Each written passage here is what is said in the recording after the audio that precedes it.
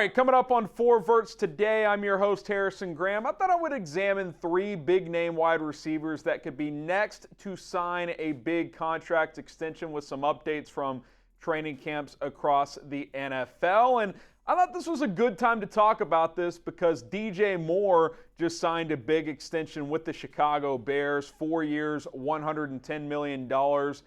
To stay in Chicago long term. Got $82.6 million guaranteed, which is third most among wide receiver contracts, but he's only the 7th highest paid receiver at $27.5 million in terms of average annual value. So we'll get to 3 other receivers, Brandon Aiyuk, CeeDee Lamb, and Jamar Chase, and how, if at all, this DJ contract impacts them. But first, I want to remind you guys to subscribe to 4 Verts. We've been launched for about a week now, NFL and college football show hosted by me here on the Chat Sports Network on YouTube. And we're over 800 subscribers. Once we get to 1,000 on the channel, I'm going to unveil my top 10 quarterbacks for the 2024 season. You're seeing a lot of analysts out there put their list together. So I said, okay, I'll put my top 10 QBs out there. Once we cross 1,000, that'll be the next video following that. So if you want daily free NFL and college football content, you know what to do. Hit that sub button.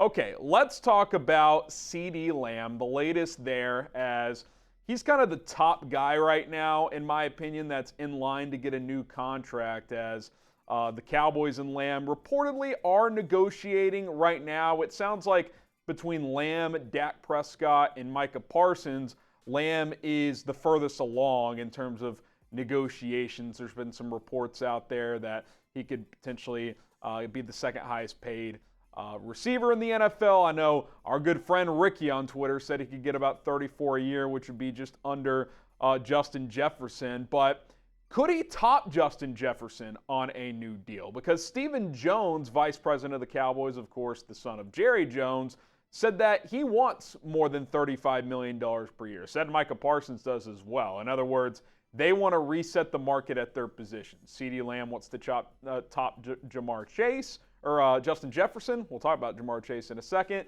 Micah Parsons wants to top Nick Bosa, who got $34 million per year on his new deal last year. Not going to talk about Micah today as we're focused on receivers, but look, it's an interesting discussion. Justin Jefferson, I think, has earned to be the highest paid receiver. I think he is a little more proven than Lamb, although he's played one less year. But last year, Jetta got hurt, and CeeDee Lamb was healthy and was the best receiver in football a year ago, I thought. I thought he was fantastic. He was easily the best weapon on that Cowboys offense, and that's where he still holds a lot of power here. I think he's got a lot of leverage. I think out of Dak, Micah, and Lamb, he's got actually the most, although I think all 3 of them are in a strong position with Dallas. But when you think about Lamb, think about this Cowboys offense right now. How many average NFL fans could name 2 more players on that offense? And I can't, because this is my job, but who's their next best receiver? Brandon Cooks? Jalen Tolbert? Like, it's not a very good room. I would say if Lamb says, yeah, I'm not playing this year, it's a bottom 5 wide receiver room in the NFL, if not bottom 3. It's a pretty bad unit. And historically, Dak Prescott in his career, when he doesn't have that kind of bona fide number 1, his stats plummet. Now, that's kind of easy to say, right? QB doesn't have top weapon. They don't play as well. Yeah, I mean, obviously. But for him, it's really true. He had an awesome rookie year. Dez Bryant was still very good. They obviously ran the ball a lot with Zeke Elliott, the best back in football at the time. Year 2, Dez starts to fall off. Dak has a sophomore slump. Starts year 3 slow. They trade for Amari Cooper. All of a sudden, he's awesome again for a few years. They go get CeeDee Lamb, who's emerged into a top 3, top 5 wide receiver. He's runner-up in the MVP last year.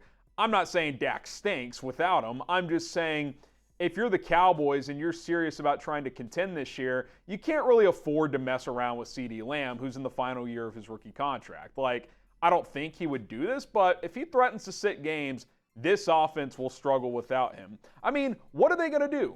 Not pay him what he wants? Jake Ferguson, their tight end, who is a good player, had a nice year last year, I think is pretty easily their second best offensive weapon. That ain't great, man. Like, you take Lamb away from this offense, it becomes a much tougher task for Mike McCarthy calling plays, for Dak Prescott playing quarterback. Their running back room is Zeke Elliott and Rico Dowdle.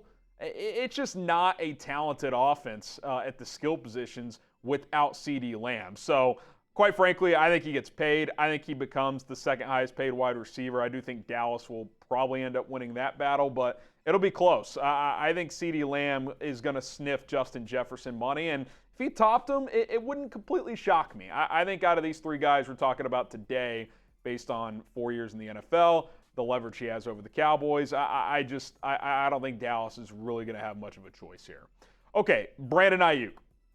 He continues to not practice. He is at training camp. He's holding in, so he's present, he's around, and potentially a positive development today. He was seen on video dapping up Kyle Shanahan and John Lynch. Who knows what that means? Does that mean it's all, lollipops and horses? I don't know. But, it seemed like the vibes, at least in that moment, were a little bit better. Now, when you circle it back to DJ Moore, I think that becomes pretty relevant here with Brandon Aiyuk, because I think Aiyuk and Moore are much closer together than Aiyuk is to a CeeDee Lamb. Like, I think there's different tiers. Like, CeeDee Lamb's in the Justin Jefferson discussion. Jamar Chase is closer to that discussion as well. We'll get to him in a minute. DJ Moore, Brandon Aiyuk, they're both number one receivers, but they're kind of in that second tier, right? Like, you could argue they're the 6th to, 12th, 13th best receivers in the NFL, but they're not top 5. So, if you're the 49ers and if you're Brandon Aiyuk, how does that DJ Moore contract impact things? Well, let's just compare what they each did last year. DJ's 27 now, 6 years in the league. Brandon Aiyuk, 4 years in the league, he's 25. So they're 2 years apart. So it's not perfect. But DJ Moore was more productive in a pretty bad passing attack. 28th in the league. Justin Fields just could not get things going passing-wise consistently in Chicago, yet DJ Moore still had really big numbers. Now, on the flip side, Brandon Aiyuk, there's way more weapons in San Francisco. They run the ball at the highest rate in the NFL. So, he's probably sitting there saying, yeah, go put me in Detroit's offense. I'm going to catch 110 balls. They were both very, very good last year, and Aiyuk had more yards per catch. So, you could argue either way who the better player is. I think most would probably take Aiyuk because he's 2 years younger, but it's kind of pick your poison, right? But I think the point is Brandon Aiyuk has been asking for $30+ million per year. DJ Moore got 27.5, and if I'm the 49ers, I'm looking at DJ Moore and I'm saying you're closer to him than you are to the A.J. Browns of the world. Whether that's true or not, it remains to be seen. Aiyuk is still an ascending player. But if you're Aiyuk, you're going to ask for more than what DJ got. So you at least are going to ask for 28. Now, maybe the Niners will do that.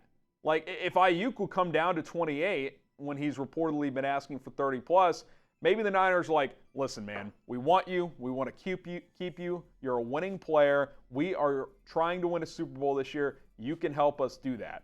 But a guy you're very comparable with just got 27.5 per year. Let's settle on 28, $80 million guaranteed, do something similar in the guarantees, and let's go play some ball. Maybe Aiyuk does that, because you could make that strong argument from the 49ers standpoint that you're not $3-4 million per year better than DJ Moore. You might be slightly better, and you're 2 years younger. You're a better route runner. DJ's better after the catch. But, if you're the 49ers, I think the DJ Moore contract actually helped you out, because I don't think you have to expect to give Aiyuk $30 million now, because, again, I think depending on the offense, DJ Moore's a better player than Brandon Aiyuk. Now, I think for the 49ers, Ayuk's better because you already have your yak guy in Deebo Samuel, and Ayuk's your route runner. So you certainly want Aiyuk, and you'd rather have him than DJ. But if you ask the 49ers behind closed doors, would you rather pay Brandon Aiyuk 31 per year or DJ 27.5? I bet they do DJ at 27.5. So I think Ayuk's going to keep pushing for 30, but this might end up settling at 28, which would be a win for the 49ers at this point. Now let's talk about Jamar Chase. A little different situation to CeeDee Lamb, even though same tier. He's only played 3 years like Justin Jefferson, so he certainly wants a new deal right now. But Lamb's played 4, final year of his deal, has a lot more leverage in that Cowboys building because at least from the Bengals standpoint, they've got T. Higgins under the franchise tag, so they can play a little more hardball knowing they have another really good wide receiver there right now. He's not practicing, not at camp. Mike Brown, the owner, suggested getting him a new deal is pretty unlikely right now. This is a direct quote from him about a week ago, saying, "It's not likely that this is the good time to negotiate. The offseason is a better time for that." And I kind of scoff at that a little bit, because it's kind of like, so y'all haven't been talking for 3-4 months? Like, Chase hasn't made it clear during the entire offseason he wants a new deal, but that's neither here nor there. I actually think if I'm Jamar Chase in his camp, yeah, I'm annoyed and I want a deal now, but I think this only helps him. Like, if he has another big year, he's going to reset the market, I think, pretty easily next year. He goes out there, has 1,400 yards, 8-10 touchdowns, which he's capable of doing, is a big reason why Cincinnati bounces back if Joe Burrow stays healthy. Like, he's going to top his former college teammate, Justin Jefferson. So, yeah, it's annoying. You want that security now if you're Jamar Chase. Keep holding out, show up week 1, and have a big year. That would be my advice. Show up, 2 weeks before week 1. Make sure you're good to go and go ball out. Maybe Cincinnati budgets here. If I were the Bengals, I would pay him now because that price is only going to go up. But if you're Jamar Chase, go play at a high level this year, and you're going to get stupid money because the price tag only goes up for these bona fide number one, not only just number one, tier 1 number 1 guys, which there's only about 4 or 5 of them on the planet. And 2 of them we talked about on today's show, in CeeDee Lamb and Jamar Chase. All right, my final take around all these 3 guys. I think CeeDee Lamb for sure gets paid. I don't think Dallas has a choice. They've had a weird offseason, but CeeDee Lamb's a piece you want long term. He's got a lot of leverage. If he sat out, this offense could potentially plummet. I think he'll get a new deal, likely become the second highest paid receiver. Maybe number 1, but probably number 2. Chase probably ends up waiting a year. He'll show up, mid-late August, I bet, play week 1. And again, Aiyuk's the tricky one.